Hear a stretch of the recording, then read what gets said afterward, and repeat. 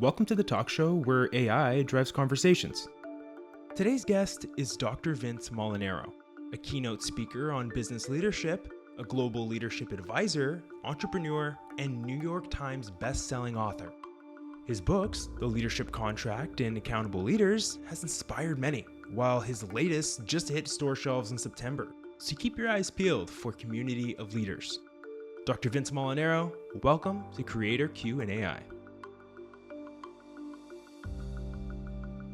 So I guess to start off from the beginning with the leadership contract, right? What inspired you to write that book specifically?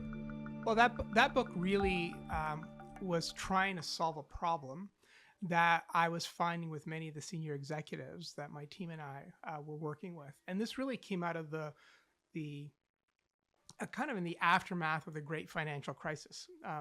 Anytime I think humans and companies, when they go through pretty monumental events, they kind of reevaluate everything that they had done, because in those moments, those things get tested. And what we were finding was this frustration with, we're investing in our leaders, but we're not seeing it translate into better leadership. Something's going on and we don't know what it is. And I kept hearing that over and over again, and it really crystallized for me when in one conversation with a senior executive, she was visibly frustrated. She said, we thought we did everything that we needed to do to support our leaders. We invested in their development. We sent them off to business school to get great development. We promoted them. We gave them great compensation. And now we're waiting. And I asked her, well, what are you waiting for? We're waiting for them to lead, and they're not. And then she said the words that really crystallized the problem. It's like, they don't understand what it means to be a leader. And then it hit me. Okay, there's something going on here where we have a disconnect with people in leadership roles who don't fully appreciate the expectations of the role and how they need to step up every day. And that kind of led me on this, okay, so how do we solve for that? And this idea of a leadership contract emerged. And like any contract, it comes with a set of terms and conditions. And what I realized was that what was really happening was we were putting people into leadership roles without really helping them understand what they truly signed up for.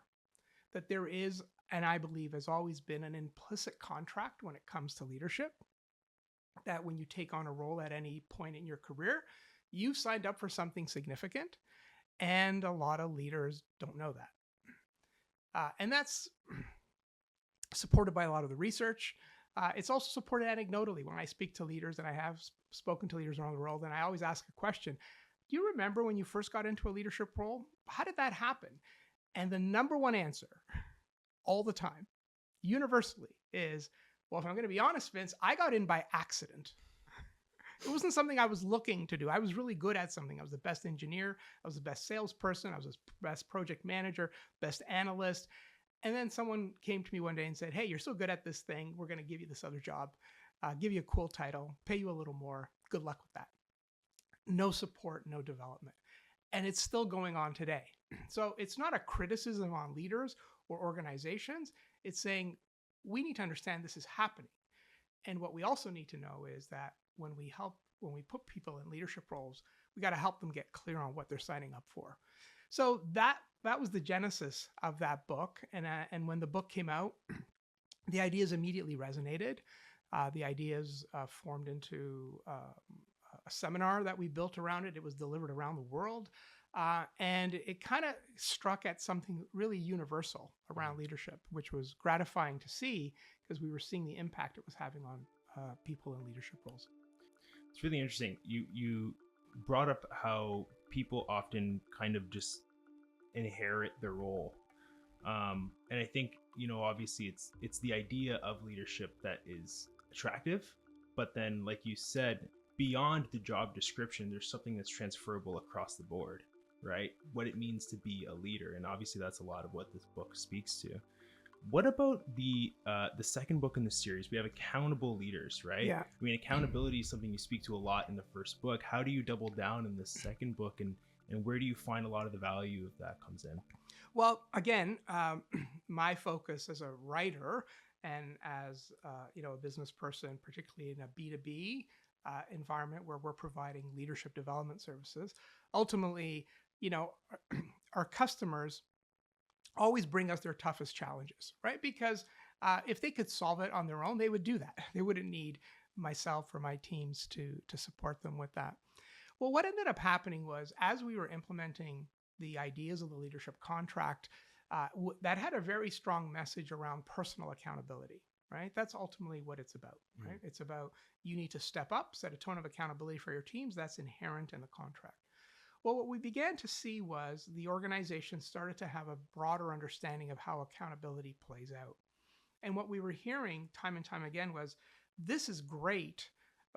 These ideas are powerful from an individual accountability standpoint. But now we're starting to understand that our leaders are struggling to drive accountability with the teams that they lead. And they struggle even more with what I've labeled shared accountability, where you and I, you're leading a team in one department, I'm leading a team in another department. We've got to work together to execute on a priority for the company. And there's no rules of the road on how that happens. And so we've got to sort that out. What do you own? What do I own? Where do we come together? Where do we intersect? How do I make sure I don't let you down? How do you make sure you don't let me down?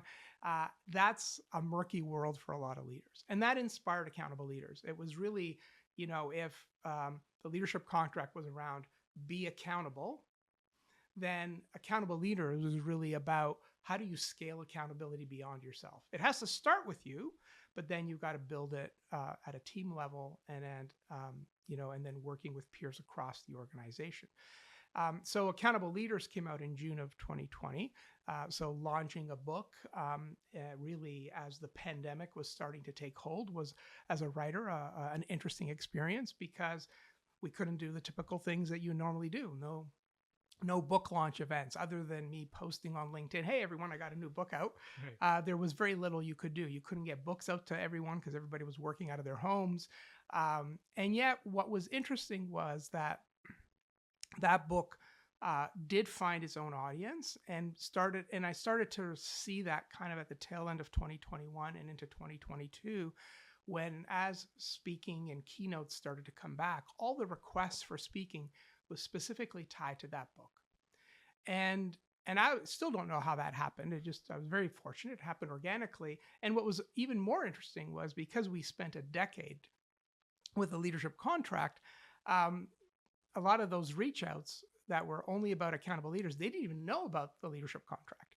So I would often say, well, if you think this book is good, you should read that other one. It's really good. So they kind of have built on each other. Now, what was also important about accountable leaders, a lot of what I do as a writer is also anchored on research, right? Our own research. And so there was a lot of our own research into that book as well on individual accountability, team accountability, and shared accountability. And that's the story of how the leadership contract and accountable leaders really build off of each other and really support each other, which then leads to the new book, which is the same model as well. Was there an intent to, when you're wrapping up the initial book, are you looking at it and saying there are a few different topics that we could really dive deep on? Do you see it almost as a trilogy off the bat, or do you release the first one and as you're working in your consulting work, as you're doing what you're doing, you think, okay, you know what, it's time for us to double down on this specifically?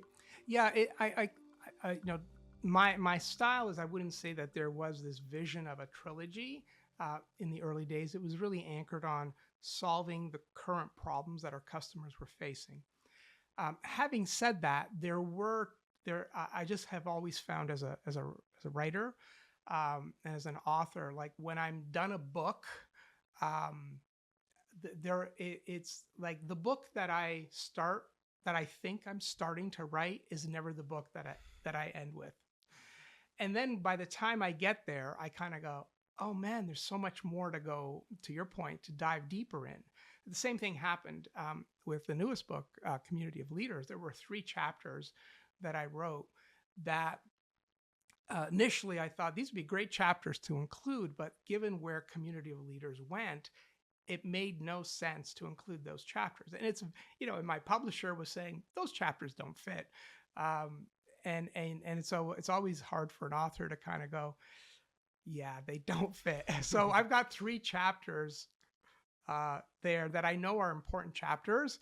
And then I'm done, community of leaders. I'm going, oh man, I got another book to write. Because, as an entrepreneur, my full-time job is running a company.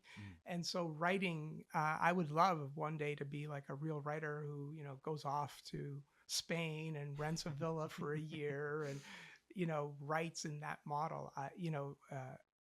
Like a lot of writers in nonfiction and write business and leadership books, you're writing while you're working. And that in of itself is a real test of discipline, for sure. You talk about discipline, there's the challenge of writing books, and, everyone has specific strengths and weaknesses, ends up painting out what your challenges are. When you look at the 3 books that you've put together, which book was the most challenging to write, and why was that? Well, it'd be probably the first one, largely because it was it wasn't that I had co-authored other books before, but that's an easier task because the load and the burden isn't exclusively on you. Shared accountability? Yeah, it was pure shared accountability. It was great. My co-author and I, he, as we were writing, he was great he was very disciplined and started writing some early chapters. And so there were some chapters where, I wanted to give him feedback. I was a little tentative on how to give feedback. And he said, let's make this a simple ground rule. Don't just pull out the criticism, make it better. Mm-hmm. And that was like freeing, because then it was, okay, now the onus is on me. If I see something that could be stronger, it's to me to help him make it stronger. And he did the same with me. And that was the Leadership Gap. And then, which was out in 2005. And then a couple of years later, we came up with a follow-up book called Leadership Solutions. So so that writing with other authors is a really interesting experience, but kind of doing it on your own is a different challenge. Now, I think what's also different, I think this is where the intersection of like writing books and blogging kind of come into play, because I'm always writing, right? I've since the Leadership Contract book came out, I've written a blog a week since that time, which was dating back to 2012, 2013, right? So you've got this discipline of constantly writing, right? And often I get asked, from aspiring writers around writing a book, and my advice usually is forget about the book, just start with the discipline of writing some blogs, because what that does in today's world is it allows you to test your ideas, right? You put something out, you share it on social, and you'll immediately get feedback. And to be honest, I still don't know. I'll write something, I go, oh, this is going to be awesome, and it does nothing.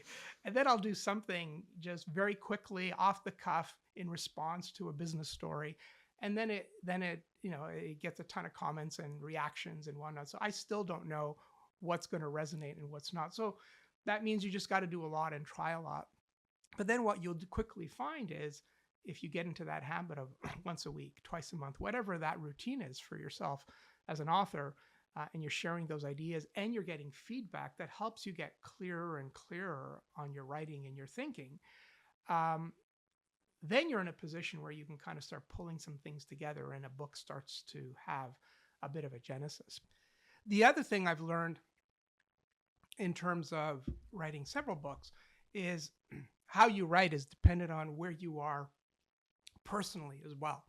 In other words, when I wrote the Leadership Contract, our kids were relatively young. So I had to find a way, well, when can I do meaningful writing? The good thing is I'm a morning person. So for many, many, many, many weekends, I was up at 4 a.m. on Saturday mornings and Sunday mornings to get about 4 hours of writing time each of those days before everyone's up by 8. And then you got a full day ahead of family activities and things to do. And then as our kids got older, that became less of a challenge. Sorry.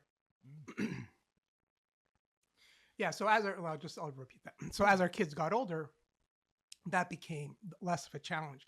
And because the other books built on the previous book, that was a bit easier, right? Because you weren't necessarily, I didn't feel like, I've got to invent something new in leadership. Right.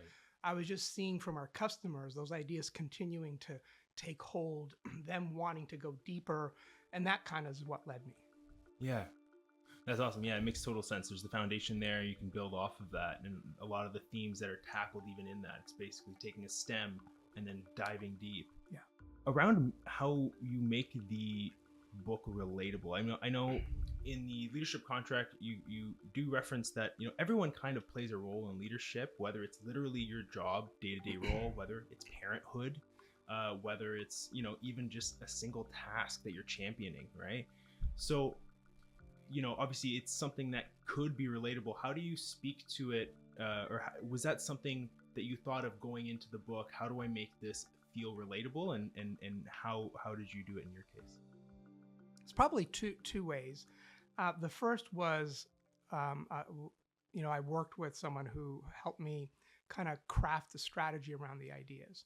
And I had a personal experience with a leader very early in my career, my first job when I was in my early to mid 20s, who was sort of, she took me under her wing. She was a senior manager in the organization we worked with, and gave me opportunities really to lead, even though I was just, I was a frontline employee, but I got involved in other related projects, and she was always there in the background giving me that opportunity, right? And unfortunately, she got sick. She got lung cancer. And weeks before her death, I went to visit her. And in that visit, she shared with me her experience as a senior manager in that organization and described a very hostile and toxic environment. Now, toxic is a word we use pretty regularly today to describe bad cultures. I wouldn't have used that back then, but that's ultimately what she was describing. And what really surprised me is when she said she believed that her disease was a direct reaction and a result of her working and spending her career in that toxic environment. Mm-hmm. And for me as a frontline employee, I saw none of it. It was just the culture that the senior managers created amongst themselves, infighting, backstabbing, sabotaging one another. It was story after story after story. And 2 weeks after that visit, she wrote me a letter thanking me. It's a letter I kept in a shoebox forever. Never thinking I'd ever use it, but I just never felt I would throw it away. And then, and 2 weeks after I got that letter, she passed away, right? And in that letter, she challenged me. And I remember in working with my advisor around, I got this letter. What do you think? And he said, that's the book, right? So there's a chapter that's my personal story. And I think that is really important, particularly more so today where we even see it in organizations where, millennials in particular started with Gen Z, where they want to know their manager and their leader personally. Mm-hmm. They want to see a greater sense of transparency. They don't want to see this flawless superhero that makes no mistakes. They want to understand who's the person behind the role. And I think to some extent, including that was one way of making that, I think, accessible to readers. The second part was just the way I write. I even though I've got, a lot of academic background and graduate degrees and whatnot, I still write pretty much like I speak. And because I believe ultimately you've got to make your writing accessible to people. And so it's how do you make it as easy as possible for people to read so they can understand the concepts. I have no pretense of using, highfalutin language to impress, because at the end that cuts you off from your readers is what I've learned. Okay. I want to take a step into publishing now. Mm-hmm. So, let's say you're earlier on in your career, you are, I was going to say the leadership contract, but it sounds like maybe some of these books you were working on in collaboration earlier on, you're starting to work with publishers. What was your experience like working with publishers, and maybe what's a thing to kind of keep in mind when you're doing so as a writer? Well, when I get asked that question now, what I say to most folks, particularly if they haven't written a book before, is there are so many more opportunities, different avenues for you to go, right? So I know authors who've done quite well self-publishing, right? So don't discount that as an option. Authors who've done well with hybrid publishers, who I'm with now, and then those who've done well with traditional big publishers. And that's where I started.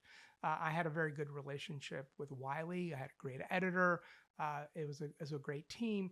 But there are realities, and I'm not going to say anything that other authors wouldn't say, is kind of get the book produced, and then all the marketing is on your own, right? You've really got to work hard to push it. And not that there's anything wrong with it. You don't often realize it. Oh, you're not doing this? I mean, I got to do that? Yeah, you got to do that. Oh, okay, right? So it's just getting clear on who owns what, and what will they help you with, and what they won't help you with, because you just got to know what that is.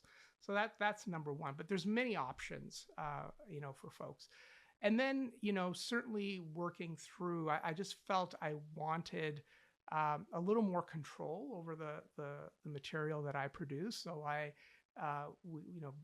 with my traditional editor and publisher, we decided to bring that relationship to a close, and I reverted the rights back of all my books. And I decided to work with Page Two, a Canadian hybrid publisher out of Vancouver. I know many authors who've had amazing experiences with them, and so far it's been great. So last year we re-released. I updated the leadership contract and accountable leaders. I also wrote a field guide a number of years ago that accompanied the leadership contract. We got those all updated, rebranded, and re-released with Page Two. And they're now in paperback format, and it gives us better control and options to basically get the books to anybody globally, because we have clients globally that need to get books. So that model has worked quite well, and they're helping us with the new book as well that launches September 10th. One question I find very interesting here is around impact. So as a consultant, I'm not going to say for sure, but I would assume it is easier to measure the impact because you are working hands-on with these leaders, with these organizations. You can see the long-term impact, right? When you're writing a book about the topic, it's almost like indirect consulting. And of course, there's sales numbers, yes, but how would you say you've measured the impact of the book on its readers? Well, I think it's you get that sort of anecdotally, right? You get that through when you're out there speaking, and people are coming up to you telling you their stories. I was introduced once to a senior executive, and we had our first sort of introductory call, and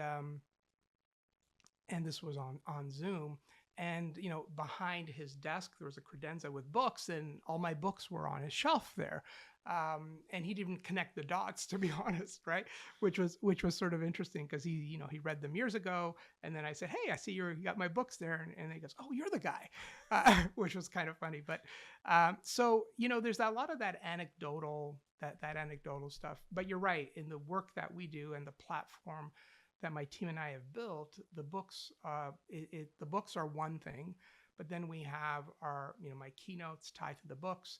We have our methodology and like our seminars, our courses, all of our leadership development programs, where the ideas really get blown up into learning activities that help leaders learn the skills tied to the books. And that's where we really measure. We also recently, in the last 2 years, partnered with a university in the States, a social research lab, that carried out some independent research on leadership accountability. We thought coming out of COVID, it was a good time to do some more research, just to get kind of like an updated sense of things. And one of the first things they did is they did independent analysis of literature. They interviewed a bunch of customers, interviewed a bunch of practitioners that have implemented the ideas into companies. And all the ideas were like research validated, and the research continues to validate the ideas on leadership accountability. So then we bring kind of this. It's not just Vince saying how great this is. This is actually independent research that really shows when you pay attention and implement these ideas, which I believe, right, that if you want to improve as a leader, the leadership accountability is the fastest way to get better. It is the most practical. It is the most straightforward. It is the hardest, but ultimately it yields the greatest results. And it's not just me saying it. We have data that shows it. And then what led to the new book, Community of Leaders, was this, working, that idea was seated in the leadership contract, where there we talked about 4 terms. The first one is it's a decision you have to make to define yourself as an accountable leader. Second, it comes with obligation to leave your team and your organization in better shape than you found it. Third, the role is going to be filled with a lot of hard work, and you've got to build the resilience and resolve and personal toughness to tackle a lot of that work, where we know in practice a lot of leaders avoid a lot of that, particularly around thorny people issues. And the fourth one was this idea of leadership as a community, and you have to connect. And what I found really interesting from the very early days of bringing the leadership contract to the market was the community concept was probably the softest of the ideas, and it was the one that was resonating the most among the C-suite leaders, because they were really kind of looking at how their leaders operated, and they were seeing them like, disconnected from each other, in their silos, heads down, nobody talking to each other, not collaborating, not really coming together. And little did I know that 10 years later, Community of Leaders would be written that just focuses on that problem, because I can't tell you how many organizations we've gone into where they all have an initiative which is one dash insert company name. So a one Amazon, a one Microsoft, a one Apple, to really communicate we need to work more effectively together as a group of senior leaders. And that's really what Community of Leaders shows the reader what to do. Meet Steven. Steven's vision goes beyond the ordinary, blending fantasy with reality. Crafting narratives that enchant and inspire, Steven's premium talent brings your fiction dream world to life. Your story illuminated with Dibbly and the Urban Writers. How can leaders develop accountability within their teams? What do you find was the most difficult thing about being accountable for some of these people that it was a major challenge for them? Well, I think the first thing, and in Accountable Leaders, I share a story. When I was a teenager, I had a part-time job in a men's retail store, right? So sold men's clothing. And the hiring manager was a guy named Gary, who took a bet on me because I was only 16 when he hired me. He goes, "Yeah, you're too young to do this." And I somehow convinced him. He gave me a shot. Anyhow, he set the tone of accountability. Like he wouldn't do anything that, he would ask us to do that he wouldn't do himself. So on busy nights, he was there vacuuming the floor and, cleaning up the merchandise and things like that. And that inspired me. And I worked hard to kind of, I wanted him to be happy with my performance. So I really worked hard. And like any, great leader like Gary, he got promoted to run the flagship store of the company. And in came his successor, Steve. And from day one, Steve had a very different vibe. He almost every shift, Steve would say, "Don't do as I do, do as I say." And there I was, 17 years old, kind of going, I'm not sure how this is going to work. Wait. You have an expectation of yourself that's different than the expectation you have of us. How's that going to work? So there I was, as a teenager, I think already the leadership advisor started to kick in there, kind of going, I'm not sure how this is going to work. And though my job hadn't changed, I found for Gary, I always went above and beyond. And for Steve, not so much. So, a lot of times these insights come from your lived experience, right? A subtle little thing that happens decades ago where you have, how is it with one leader, I have this lived experience where I want to give everything I got. And another leader, I'm holding back because I just don't feel he deserves my full engagement because of the vibe he communicated, which was I'm different than you. I'm not going to hold myself accountable to that. So to answer the question around team accountability, and I write about it in the Accountable Leaders book, the first thing is you need to set the tone of accountability. You can't go around asking anyone to be accountable unless you're accountable yourself. You know who are really good judges of that? 4 and 5-year-olds. If you have a 4 and 5-year-old, they're very good at calling out their parents where they're going, "That's not fair. Wait a minute, you're telling me to do this and you're not doing that? What's up with that?" 4 and 5-year-olds are great at calling us out when we're, when we have this Steve mismatch between don't do as I do as I say type of concept, right? Well, same thing in the workplace. employees can sniff that out pretty early. So you got to set the tone yourself, number one. Number two, the second most important thing, and a lot of leaders don't do this and managers don't do this, surprisingly, is you got to set a clear set of expectations for your team. Here's where we're setting the bar, high expectations, and you hold everyone account to that. And what I have found is a lot of leaders, when they understand that, then fail to appreciate how unrelenting you have to be in maintaining those standards and calling out, hey, Mike, remember when we talked about these things being important to us? Well, I noticed last week you were kind of off your game. What's going on there? That's not a hostile conversation. That's me holding you accountable to a set of expectations we agreed on.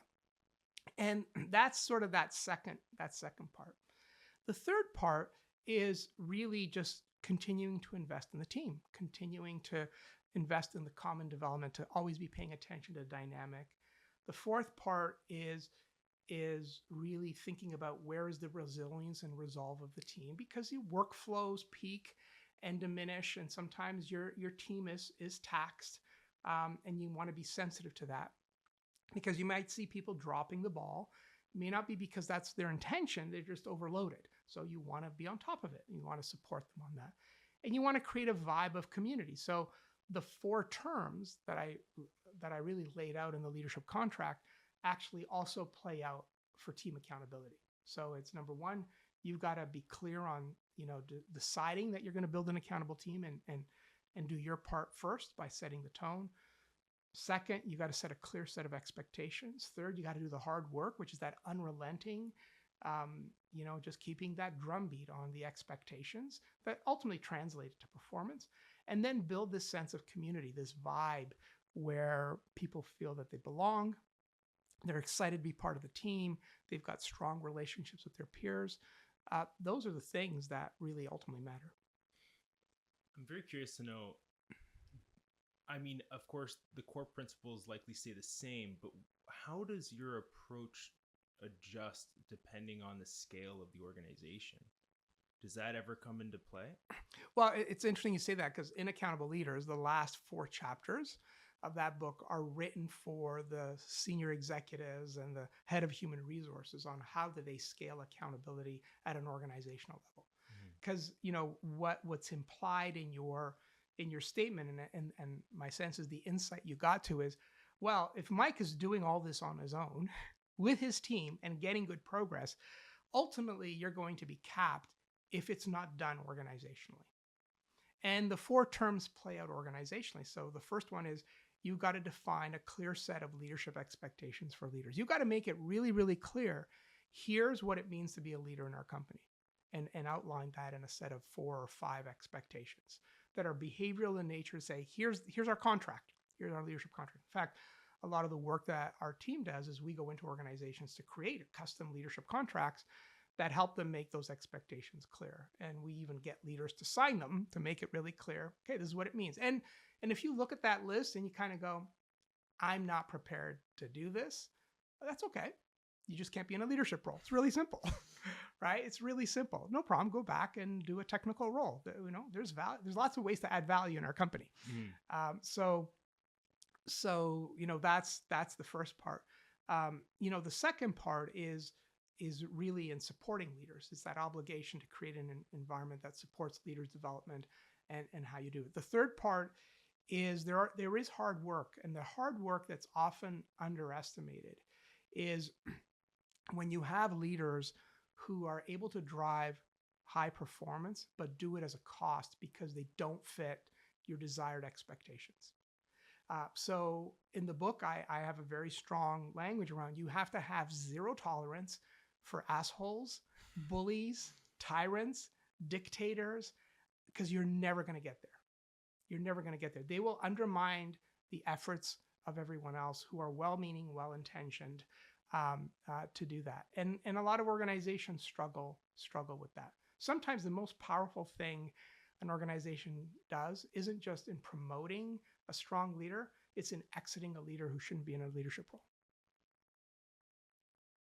Interesting. Right? And then the fourth one is you find mechanisms to build community. You bring leaders together virtually or in person, so they can build relationships and really create a vibe amongst themselves. Moving on to reflection and insight. This is a really good one. What are some of the biggest misconceptions about leadership? Well, I think it's a great question. I think the first one is somehow that it's easy. And what I've learned is the leaders who I've had the pleasure of working for, the leaders who I've had the pleasure of working with, is how deliberate they are. And what that means is they spend a lot of time thinking about, okay, what's the task ahead of me? What am I here to do? What's expected of me as a leader? What is the leadership identity I want to have? What's the kind of long-term impact that I want to have on my team and on this organization, on our customers, on the communities in which they work? They are very, very clear on all those things. So they are a bit of like, they're students of leadership, right? And surprisingly, not a lot of leaders are that. We haven't given them the tools to help them get to that. In fact, when we do the leadership contract in a one-day format, leaders find it a real challenge because we force them to think about their roles in ways they've not thought about before. But at the end of it, it's remarkable to see, maybe transformation is too strong of a word in a day, but the leader you have there in the morning and the leader who comes out by the end of the day, who just has a real keener sense of who they are, what they're there to do, the kind of leader they want to be, it does put them on a different trajectory for sure, right? So the easy part, it's easy. The second, I would say, is the unrelenting nature of it. Like, you've got to commit to this, like an Olympic athlete commits to their craft, like a musician commits to their craft, right? And the one thing I learned in the leadership contract, I tell this story of Earl. It was a program we were doing years back, and I started talking about this idea of leadership as a decision. And this was a group of senior leaders. And as I was talking about the ideas, Earl just barked out, "I never got to make that decision." So when you do the kind of facilitation work that my team does, and somebody reacts that way in a room, everybody wants to know, okay, what's going on? Why did you react that way? So I asked, and he shared his story. He was an engineer by training. He loved to be an engineer. He was great at it. His performance stood out relative to everyone. And guess what happened to him? His manager came to him and said, "You're so great at this, we're going to make you a team lead." And now he found himself on a management track, no support. He found his way through, and then every 2 years he got a promotion, better pay, better title, greater prestige. The organization was really investing in him. He felt good about that. And then, in the time he was in the program, he was the vice president of engineering services. So he got himself to the executive rank. So by all means, he was a success. But what he said next was amazing. He said, "But to be honest, I think of myself still as an engineer first, and leadership is my part-time job." That's so interesting. And then I was like, as soon as he said that, the whole room went silent. And I'm just going, oh, what he just said, everyone can relate to, but he was public with it. Yeah. It was a secret we all kept. And that's when I realized, oh, I see these problems now that my clients and customers were saying years back. This is what it is. We have people in leadership roles who don't even define themselves as a leader. They think of it as a set of tasks you can do on a part-time basis.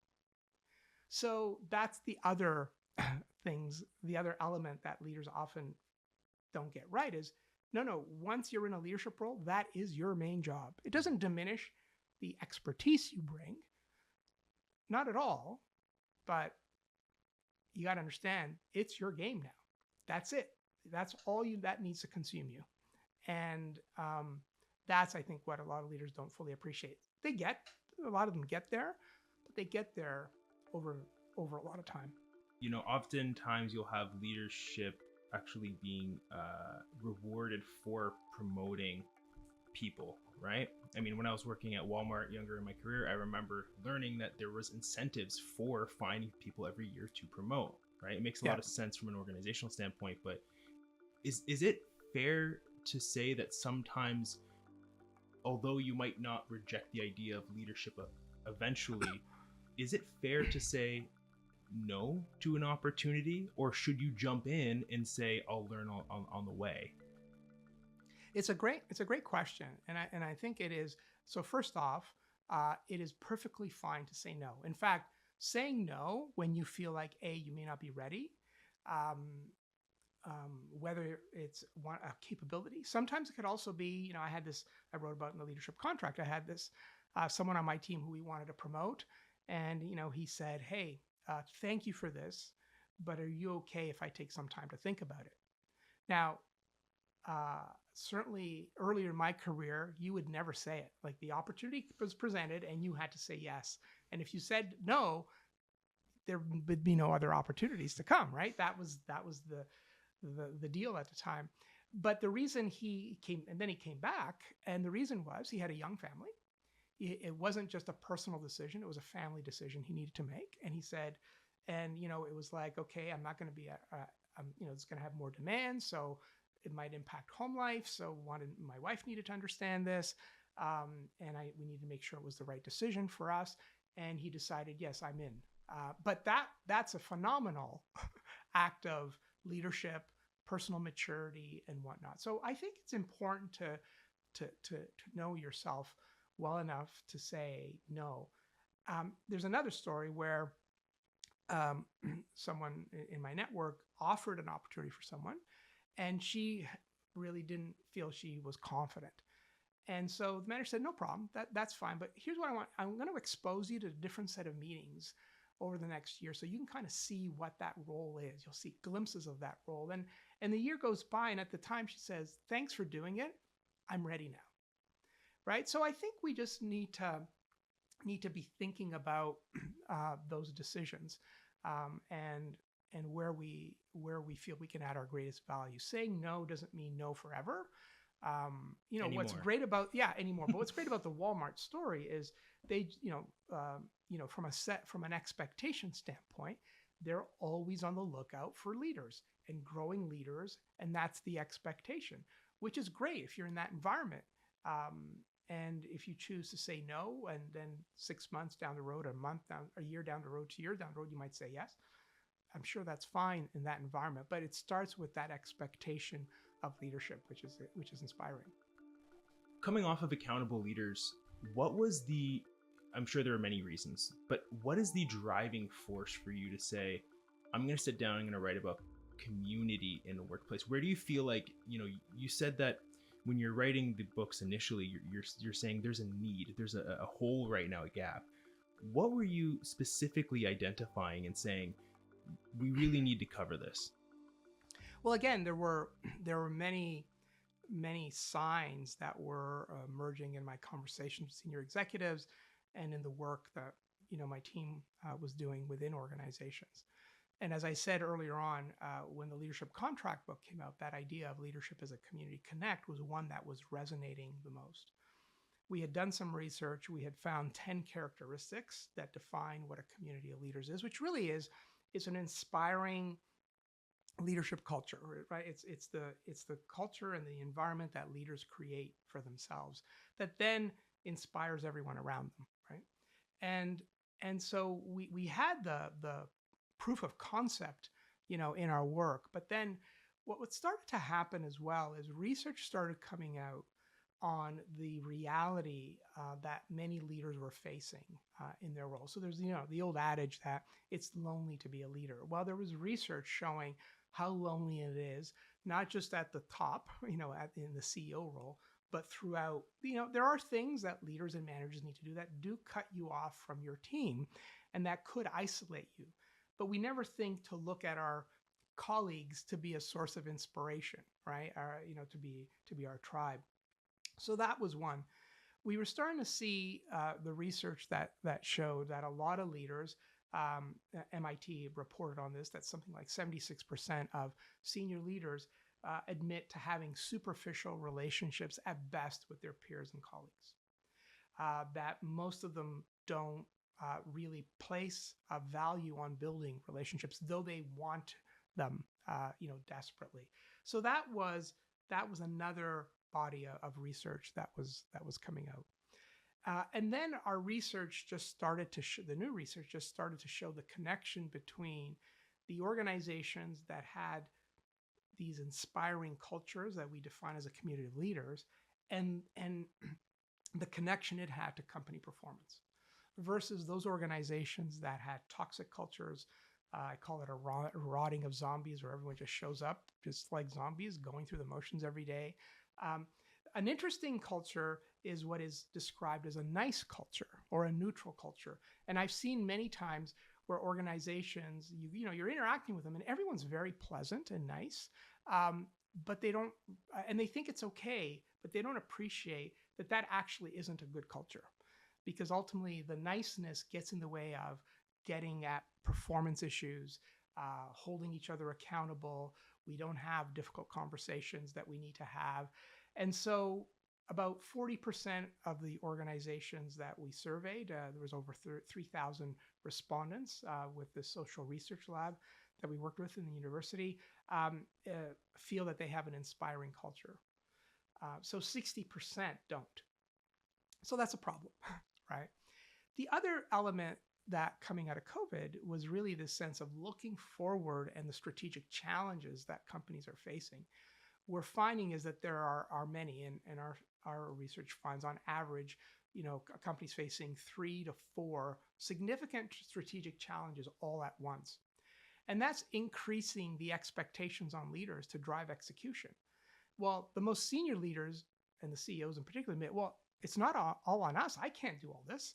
My executive team can't do all this. We need all of our leaders really clear, really committed to working together to navigate the future. And then what our research has also revealed is that about 86% of the senior executives we surveyed said for us to navigate these strategic challenges, we need to transform our leadership culture. And less than 40% are confident they have the leadership culture they need to drive success in the future. So that creates business risk. And that really is the foundation of the research that really drives the Community of Leaders book. However, the book opens with, and this is kind of an interesting thing as a writer, where you never know what you draw on. So years ago, I saw this movie called Witness that starred Harrison Ford and Kelly McGillis. So Harrison Ford plays a Philadelphia detective who goes undercover in an Amish community in rural Pennsylvania because there was a murder in the community and he's there to solve it. So he goes undercover. And if you know of those communities, those rural communities, when your life is agriculture, the most important thing that a family needs to be successful is a barn, because the barn, stores the livestock, grain, hay. You need it. And guess what? The barn is too big of an endeavor for a family to build on their own. So they have a barn raising. In fact, the roots of this practice date back to England, which came over into the US and parts of southern Ontario in the 1800s, 1900s. And so they reenact this scene of a barn raising. Everyone comes together. And in a day, they build a barn for a family. They bring tools, expertise, they create a meal together, there's a sense of celebration. And I remember seeing that scene thinking, oh, that's kind of cool, right? And it's always been in the back of my mind. And then I thought, oh, let me go back to that scene, because I think there's something there that might be valuable in this book. So now, like I always do, I did some research. And what blew me away was the only reason why a barn raising is possible is actually, it's an act of community, but there's another word that makes it possible. Can you guess what that word might be, given the conversation we've been having so far today? Starts with the letter A. I'll give you a hint. Accountability. It was accountability. Yeah. It was unrelenting accountability. And I go, oh my goodness, you can't have community without accountability. I need to know you're going to do your job. You need to know I'm going to do my job. Yeah. And then together we can raise this barn. And they're unrelenting that if you don't show up on a barn raising day, you're going to know, right? It's quite fascinating. And so I think in a lot of organizations today, they're trying to do something extraordinary, right? And I've been fortunate once or twice in my career to be in a company where that was possible. And it's just the right constellation of like the right CEO, the right executive team, the right leaders who share a common philosophy of leadership and culture, who come together to do the extraordinary, who have no problem holding each other accountable, calling each other out, having tough conversations, because they see that not as something to avoid, but as necessary for us to be successful and to do the extraordinary. And what I've learned, because I'm fairly on in my career, is if you're lucky, you may have that opportunity once or twice in your career where to do something truly extraordinary comes along. And when that moment comes along, you got to be all in. You got to be all in, because you'll look back at that moment and say, that's when I was at my best. That's when I did my best work with those peers, those colleagues. It won't be just a career moment, it'll be a life moment. And that's what Community of Leaders is really trying to bring. It's that vision of what is possible when we find a way to work in community versus being stuck in silos, working at cross purposes, which is what the typical experience is for most leaders. I think to a lot of the toxic leadership culture that I've experienced in my time so far, not here, thankfully, but a lot of management where they might have good numbers, but they're so individually driven that it can be hard to have that community and to see eye to eye. One thing I wonder about is, even before you get to pulling up the barn, like, is how big is that transparency piece and feeling like you can be accountable with your team and say, hey, I need a hand, like, this is where I am at. Yeah. Well, it's really important, because it's the last part that you said that is really interesting. So when I was doing my PhD, I did a course on organizational development, and the prof was a brilliant guy. He was in his 70s. He was still teaching. And in one class, we were talking exactly about this.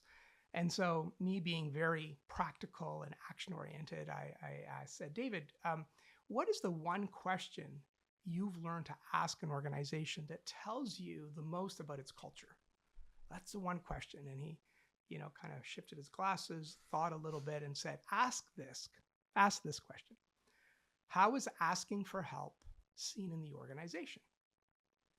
And as soon as he said that, oh, he's so smart, right? Because you intuitively know, right? The answer, because if it's seen as a sign of weakness, no one's going to ask for help.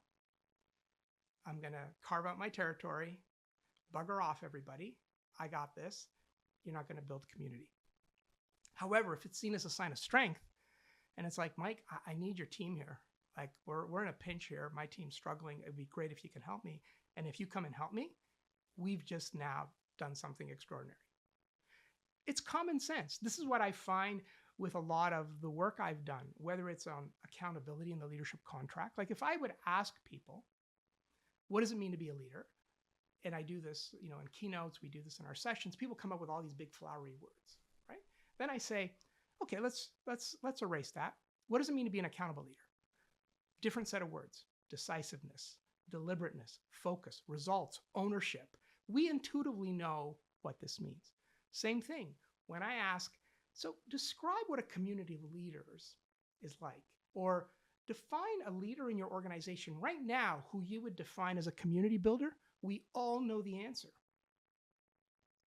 It's intuitive as humans that to drive exceptional performance of human beings, it happens in community. It doesn't happen in a toxic environment. You could drive it hard in a toxic environment for a period of time, but you don't have their hearts, you don't have their minds, you don't have their full discretionary effort, right? You will run out of steam at some point in time. That's been my experience. So that's sort of how I would respond to that question. How do you continue to develop your own leadership skills? Well, I've so one of our core values at Leadership Contract Inc. is we practice what we preach. So it's important to me to be able to look eye to eye with a senior executive to say, well, here's our team assessment report that we do quarterly. Here's my qualitative 360 report myself that I do on a pretty regular basis. So I'm getting feedback.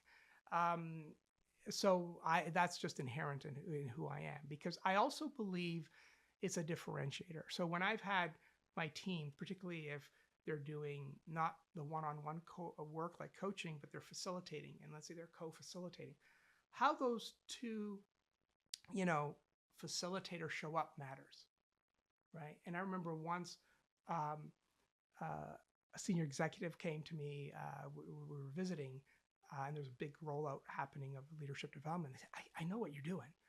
And I go, what are you doing? He goes, you're facilitators. Like, we're hearing, like, from the vibe, like they're actually doing what they're teaching. They like each other. They work well together. They're having fun, and they have no problem challenging our leaders. And I go, well, that's what we're doing. So if ever I'd go into the office one day and I'd see there's some tension between a couple of people, I'd go to the manager, get them in a room, get them to hash it out, because we can't have that in front of our customers, right? And that's the unrelenting part of it, right? So I think in our work, it is important that we practice what we preach, right? You wouldn't go to a fitness expert who hasn't taken care of themselves, right? Who doesn't commit to physical activity, doesn't commit to a healthy diet. Those who do that inspire confidence. Like, oh, you're drinking the same Kool-Aid you're asking me to drink. I'm just naturally gonna follow them, right? Mm-hmm. Okay. Well, it's been a great conversation. The last question I have here is really just to get a plug in here. So where can people get a copy of your current books? I mean, by the time this comes out, I think all three will probably be out already. So where can people find the three books? Yeah, so all the retailers like, Amazon, Barnes & Noble, Books A Million, Indigo in Canada, they'll all be available. I know that Amazon will be having some campaigns for the three books if people are interested in that, but Community of Leaders will be available in September, and it'll be available in all formats, obviously hard copy, audiobook, and downloadable ebook as well. We'll be having a number of events to support the launch as well. So people can look out for that, and they can just go to our website, www.leadwithlci.com. And also we do have a dedicated book site called Read the Community of Leaders .com as well. Okay. Yeah. Dr. Vince, thank you so much for doing this. Seriously, really appreciate your time. You're a busy guy. You got a book coming out this month, but it was a great conversation. I personally took a lot away from this, and I'm looking forward for everyone else to hear this too. Right. Thanks for making time, Mike. Appreciate it. Thank you.